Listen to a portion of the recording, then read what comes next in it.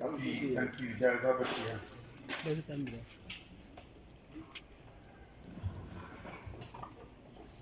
शाद साहब ॻाल्हायो काफ़ी तनकीदी पासा वो परे जो ऐं वेझे जो नेट जो रोशन साहब किथे आहे रोशन असांजे तंज़ीम जो रूल रवां आहे घटि पॉइंट में ॿिनि सालनि ख़ुशूसन मुतहरिक सिंध किरदारु रहियो आहे शुरू उन तनकीद सां कयो नतीजतन तंज़ीमी पासे ते जेको कमज़ोरीअ जो जेको मजमूई अचे पियो जो अमलन पार्टी सेक्रेटरीट आहे तव्हांजी अमीर अली पार्टी सेक्रेटरीट आहे घणो सियासी पासो ऐं तहरीक वारो पासो तव्हांजो आयो आहे तंज़ीम में 4 दौरा तमामु भरपूर दौरा आहिनि सुठा दौरा आहिनि राब्ते में तमामु मुतहरिक ऐं साथी रहिया आहिनि पर हिकिड़ो इहो पासो कमज़ोर आयो आहे त उनजो तंज़ीमी चेक न आहे हिकिड़ो पासो ॿियो सभु तनकीद अची वई त 4-5 साल अॻे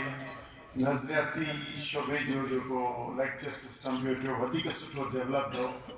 ऐं लिखत वारो मैटर वेच हलंदो हो त उहो ग़ैर फ़ाल आहे इन्हनि ॿिनि शोबनि खे फ़ाल करणो पवंदो जेको तंज़ीमी शोबे खे फ़ाल करणो पवंदो मुंहिंजे राय में छो त राब्तनि जे ज़रिए सियासी तहरीक ते तवजो ॾिनो वियो छो तव्हां ॿुधो कोन्हे ऐं तंज़ीमी चेक घटि रखियो इन करे जंहिं ते ज़ोर ॾिनो उन शइ खे तमामु घणो मथे खणी आयो जंहिंजी यकीननि तव्हांखे मुबारकबाद बि आहे पर जेकॾहिं न कंदासूं त इहो माण्हुनि जो गिरोह अंबोह जमा थींदो ऐं उहो मुंतशिर बि थींदो छो त रियासत जा ताक़तवर इदारा बि हिन मर्कज़ जे ख़िलाफ़ु कमु कंदा आहिनि मजमूई तौर ते रियासत जी जोड़ जक बि या जेका पावर पॉलिटिक्स आहे उनजो नतीजतनि सेंट्रलिस्ट पार्टियुनि जो और नुक़सानु मजमूई तौर ते सिंध ते पए थो त उहे हिकिड़ा मुनज़िम इदारा आहिनि जेके अंबोह खणी ऐं सियासत कराइनि था पोइ ABC मुख़्तलिफ़ वक़्तनि ते मुख़्तलिफ़ पता खे ॾे उन्हनि खे पावर ॾियनि था ऐं उन्हनि जी मथे वेठा रांदि ॾिसनि उन करे पाण खे इहा शइ सम्झणी पवंदी त पाण करिणो छा आहे ॿियो जेको पंहिंजा जेके तंज़ीमी कम आहिनि नज़रियाती ऐं तंज़ीमी उन खां सवाइ पाण खे जेके कम करणा आहिनि जेके फील्ड में पब्लिक सां उन्हनि ते दोस्त काफ़ी सुठो ॻाल्हाया आहिनि पर उन्हनि ते ॿ टे शयूं जेका बुनियादी तौर ते GST जा पाण सफ़र करियूं त तहरीकूं एहतजाज तहरीक ऐं उहा इन लेवल जी बि एजुकेशन ऐं मूवमेंट पैदा कयूं था सोसाइटीअ में जो रियासत जेका तमामु घणी पाण खे माली तरह सां या सभु इदारा जेके पाण खे ताक़तवर सम्झनि था ऐं हिकिड़े हिसाब सां आहिनि बि पर उन्हनि खे बि खोड़ सारा मनसूबा जेके मजमूई तौर ते हू चवनि था त मुल्क जे मफ़ाद में आहिनि पर जेके सिंध खे तबाही जे वटि वठी था वञनि उहे पोइ था कनि ताक़त पंहिंजी जाइ ते उहो पोटेंशियल आहे पार्टीअ नेशनलिस्ट कैडर में उहो आहे पर हिन में उन में बि कंहिं हद ताईं मजबूरी तौर ते नेशनलिस्ट जमातुनि ते जंहिं नमूने सां पोएं वक़्त ते होमवर्क कयो आहे माज़ी क़रीब चवां तॾहिं ॾहाको चवां सालनि जो उन में मुख़्तलिफ़ तरीक़ा आज़माए मजमूई तौर ते नेशनलिस्ट कैंप खे इदारनि में रोडनि ते तंज़ीमुनि में किथे ख़रीदारी करे किथे तशद्दुद करे उनखे नुक़सानु पहुचायो वियो जंहिंजे करे उहो नुक़सानु मजमूई तौर ते पंहिंजो आहे जेको नुक़सानु क़ौमी तहरीक जो थिए थो मजमूई तौर ते इन करे पंहिंजो आहे जो जॾहिं बि अहिड़े क़िस्म जा जेके माज़ी क़रीब मां आया आहिनि पेटनि जा मामला आया या ॿोलीअ जो मामिलो थो अचे या हिते धारियुनि जी आबादकारी जो मामिलो थो अचे या वसीलनि जो थो मामिलो अचे जेके बि मामला अचनि था सिंध जी जाग्राफी वहदत खे नुक़सानु पहुचाइण जो मसइलो थो अचे असांखे जेके पहिरें सॾ ते जेके डोड़ी पुॼूं था या जेके बेचैन थियनि था उहे उन क़ौमी तहरीक जे मुख़्तलिफ़ जिन्स जा माण्हू आहिनि उन करे मजमूई तौर ते जंहिंमहिल उनखे नुक़सानु पहुचे थो त उहो इज्तिमाही तरह सां असांजो गॾियल नुक़सानु ऐं उन करे पाण में उन्हनि खां वधीक हिकिड़ी ॿी ज़िमेदारी आहे जेका पाण खई आहे छो त हू इशू बेस ते उभरंदा ऐं अमलनि सियासत में रियासत जा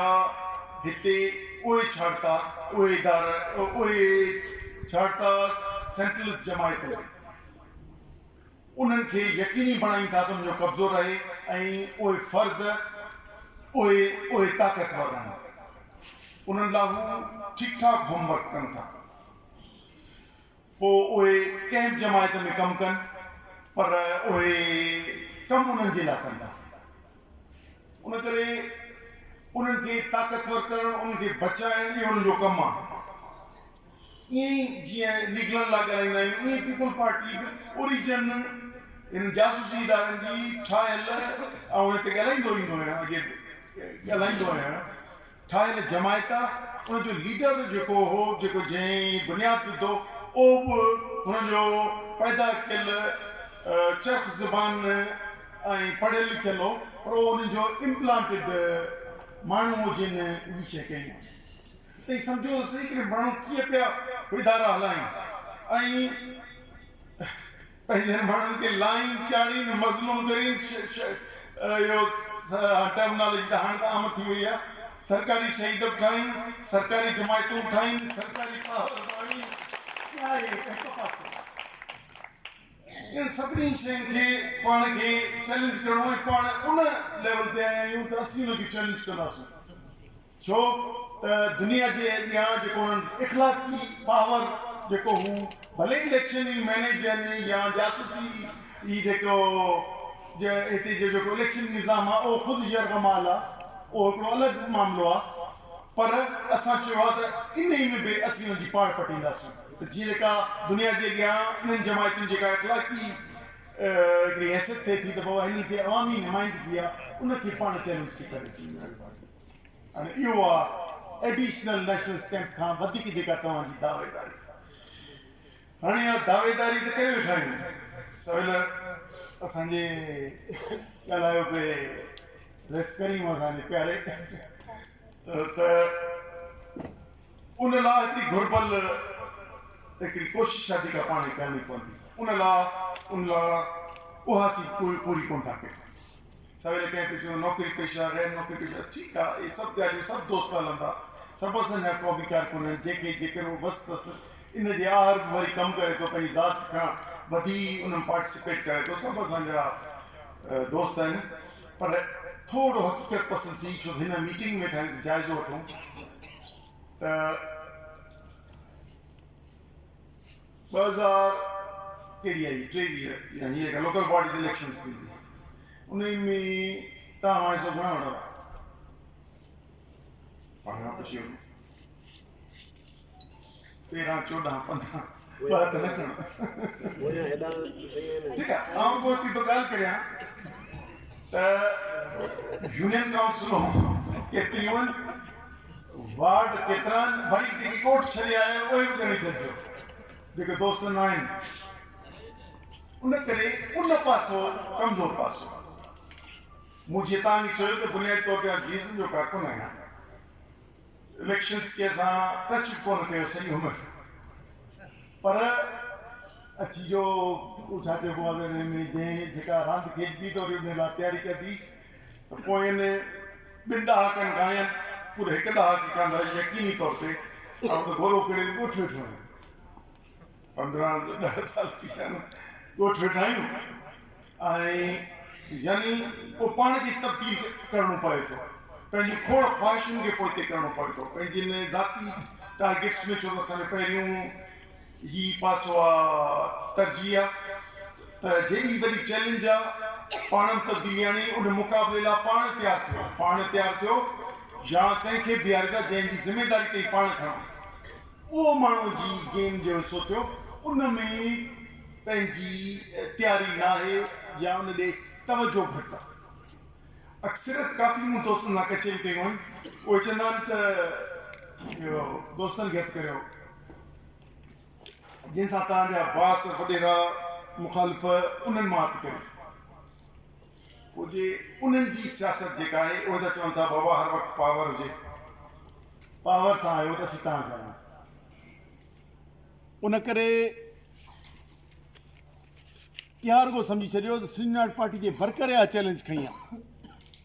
उनजी तयारी बि उनखे करणी आहे उनखे पाण उनजे लाइ पंहिंजो अमली किरदारु अदा करिणो आहे सवेल लाइ कंहिं हितां ॻाल्हि कई त हेतिरा ॼणा आहियो छो नथा बीहो आउं थो चवां त जेकॾहिं श्रीनाथ पार्टी लोकल गवर्नमेंट में 5 साल महिनत करे हिन वेठो आहे न खमीसाणी साहब वेठो ई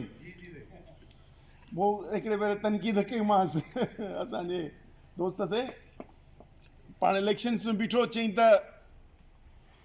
असांखे मौक़ो मिलियो घर घर वञण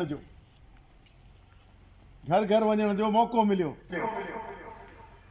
यानी सॼे तक में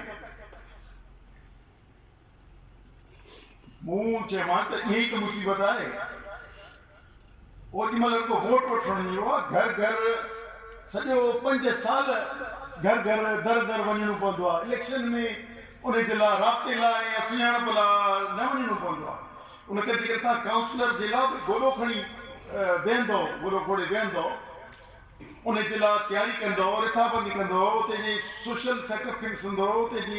कुवतुनि खे ॾिसंदो उन ते रिथाबंदी कंदो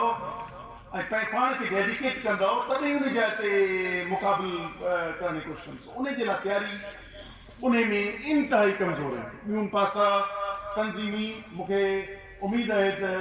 रोशन असांजो सियासी पासे ते वधीक सगारो वञे थो ज़िलनि में त सियासी तरह सां तमामु असांजो बहितरीनु मोबिलाइज़र आहे पार्टीअ खे मोबिलाइज़ करण में इलाही तेज़ आहे ईअं तंज़ीमी तरह सां वरी को ॿियो दोस्त अमीर अली खणी वरितो अमीर आज़ाद खणी वरितो कंहिं खणी वरितो उहो थी सघे थो यानी ॿिए खे सहारो ॾेई सघूं था पर ॿियनि शोबनि खे हीअ जेका एडिशनल चैलेंज आहे इन जी तयारी लाइ असां वटि तमामु थोरा दोस्तनि जेके तयारी कनि पिया ऐं कोन था इलेक्शन जे सीज़न में अची ऐं कई चवंदो त 2 टे नारा हणी ऐं जुलूस कढी ऐं इलेक्शन्स थी सघंदी न थी सघंदी इहो रुॻो ज़हन सॼी साल उन में महिनत कंदो पंहिंजे पाण वटि ॾिसो तव्हां वटि हिकिड़ो एडिशनल हथियार हू बेमान बेउसूल ऐं नज़रियो न दीन न ईमान उहे इलेक्ट्रोल पॉलिटिक्स ते हावी आहे तव्हां वटि इख़लाक़ियात बहे उसूल बहिनि नज़रियो बहे उते मुक़ाबले जा रुॻो संदरो कोन था वधनि ऐं मुस्तक़िल मिज़ाज सां जेको कमु कबो न जुलूस कढणो आहे त हुनजी ॿी तयारी थींदी जलसो करिणो आहे हुनजी ॿी तयारी थींदी इलेक्शन वञणी आहे त हुनजी ॿी तयारी थींदी उन लाइ यकीन दोस्त जी जेका घुरबल हुई असां वटि तंज़ीम उनजो नेटवर्क उनजी सेंट्रलाइज़ेशन उनजी कम्युनिकेशन सेंट्रलाइज़ेशन ऑफिसर्स ॿियो थियो इहो सॼो उनजो हिसो आहे त कम्युनिकेशन राब्तो सेंट्रलाइज़ेशन ऐं ऑर्गेनाइज़ेशन इहे कमु कंदियूं इहे ताक़तवर थी बीहंदियूं जेके मालदार ऐं ज़ाहिर ईंदड़ सगारा ऐं ताक़तवर पैसे जा चौकर उन से तॾहिं घसी उनजी असांजी तयारी भरपूर कोन्हे बाक़ी कुझु शयूं असांखे मुंहिंजे ख़्याल में हिते ॻाल्हाइणु घुरिजनि मजमूई तौर ते असां जीअं जे फ़लसफ़े खे सम्झणो पवंदो किथे किथे असां जेॾी महिल आज़ादी जी ॻाल्हि असीं वरी इहा उन ते ॻाल्हि कंदासीं त काफ़ी दोस्त शेर पढ़ंदा आहिनि कान्हे का तारीख़ में भेड़ सवाबी वाह चवंदा आहिनि इहो असांजो घणो शेर आहे जीअं मुल्लूं जहाद खे बंदूक सां ॻंढियो बीह रहियो आहे जहाद ख़ुदि हिकिड़ो इनकलाब हिकिड़ो तस्वर आहे तीअं इहे जेको जुदो चए था इन में भेड़ माना रुगो बंदूक कुहाड़ी कान्हे भेड़ ई आहे सियासी भेड़ आहे जेका अदब तशरीह जे बुनियाद ते सरकार थींदी कीअं पाण खे इन में हिकमत अमली जोड़णी आहे हिन खे असीं भेड़ ॻणी पवंदा नौजवान त सुठो ॻणींदो ॿिया हिन न जेको अमल आहिनि उन करे इलाही साज़िशूं थियनि थियूं उन करे हूअं त ॻाल्हाइण ते मुख़्तलिफ़ आहिनि जेके असांखे तजुर्बनि में थियनि थियूं पर तव्हांजी पंहिंजी भरपूर तयारी हुजे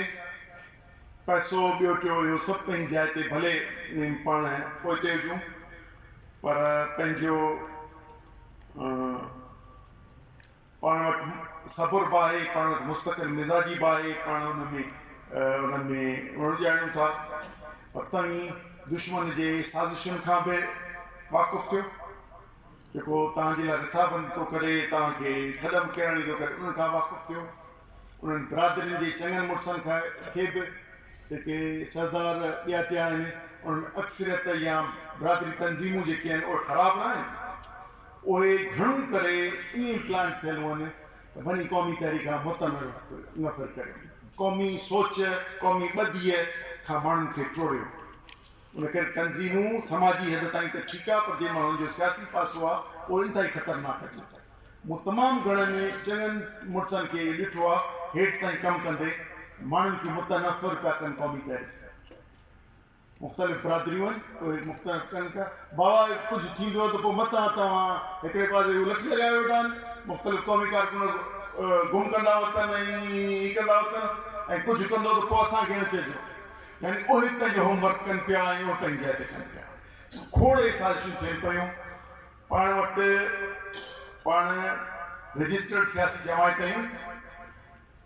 उन में पंहिंजो पार्टी प्रोग्राम बि रजिस्टर्ड आहे उहो क़बूलियत थियल आहे असां को बि गैर क़ानूनी या ॿियो कमु कोन था करियूं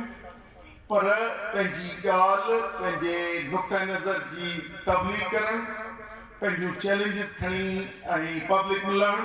ऐं पंहिंजे क़ौम पंहिंजे अवाम खे उन जे लाइ तयारु करणु पाण ते एतमाद पैदा कराइणु ऐं पंहिंजी जिदोजहद पंहिंजी सचाईअ ते यकीन रखणु पाण जे करे अॻिते ऐं जेको कमु कयूं था जेकॾहिं जेको कमु कयूं था उन मुक़ाबले लाइ उनजी घुर्बल तयारी कंदा रहूं असांजी तवजो ते इनशाअल्लाह पाण खे फतेह थींदी पाण खे हासिलु थींदो पाण सिंध जी ख़ुदि मुख़्तियारी हासिलु कंदासूं ऐं ही जेके ज़ाहिरी अंदर ताक़तवर धुरियूं ही आइन ही हिकिड़े सूबे जो ग़लबो जेको हितो आइनी तौर ते असांखे नज़र थो अचे इहे सभु या हिते जेके असां वटि मर्कज़ पर सियासी जमायतूं वधीक सगारियूं ताक़तवर नज़र अचनि थियूं या हिते तव्हांखे जेके तस्वीरूं नज़र अचनि थियूं त बसि इहे जेको इहे सदाईं ग़ालिब रहंदा माण्हू इहे कोन सुधरंदा सो आऊं रेस करीम खे चवां त अहिड़ी कुझु बि कोन्हे ही हिननि में मुस्तक़िल फुकूं पोखबो आहे पंप सां पिया हवा भरियूं सो उहे भरण वारा आहिनि पर इहे भरण वारा भले हुजनि पर पाण जेकॾहिं संजीदगीअ सां उनखे चैलेंज करण वारा आहियूं त जीअं मोहम्मद ख़ान बि लॻियल आहियो त पहिरें जोड़ जा भाड़ी सरदार तव्हां हुन सां अखियूं मिलाए ॻाल्हाए त ॾिसो घणो करे तोखे पासे ते वठी वेंदा त यार ॾाढे त न ॻाल्हाए हू तव्हांखे जवाबु कोन ॾेई सघंदा सो हू छो त हू अंदरि में खाधल आहिनि पर तव्हां माण्हुनि में पंहिंजो इतमाद पैदा करे सघो ऐं सम्झां पियो त पंहिंजे पाण वटि इलाही रस्ता आहिनि पाण वटि हेॾो वॾो बैकग्राउंड आहे साईं जेम्स जंहिं एॾो वॾो पोरियो कयो आहे जो सिंध में क़ौमी सोच ॻोठ शहरनि बि त पहुतल आहे पर जीअं अॼु पे मैडम पे ॻाल्हि कई पाण वटि सिंध यूनिवर्सिटी जी हुई प्रोफेसर तकीर पे कई जी ॿिया सभु फैक्टर्स आहिनि पर यूनिवर्सिटीअ में सियासत खे पासे ते करे छॾींदा आहिनि सिंध यूनिवर्सिटीअ में पर चई त जेम्स थैकर अहिड़ी शइ आहे जेका अॼु ताईं यूनिवर्सिटीअ ते असांजे ज़हननि में ॿियनि ते छाई थी अॼु ताईं त माना हीअ उहा शइ आहे जेका तव्हां वटि हिकिड़ो माना बुनियादी कमु थियल आहे हाणे सबक़ु दोहिराइणो आहे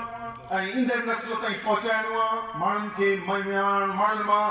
मायूसियूं ऐं महिरूमियूं ख़तमु करण लाइ उमेद पैदा करणी ऐं जॾहिं माण्हुनि क़ौम में जॾहिं उमेद पैदा थी करे त हुनखे का ताक़त हथियार जी हुजे या को ॾाढ हुजे उहो बि हुनखे फतेह खां न रोके सघंदो महिरबानी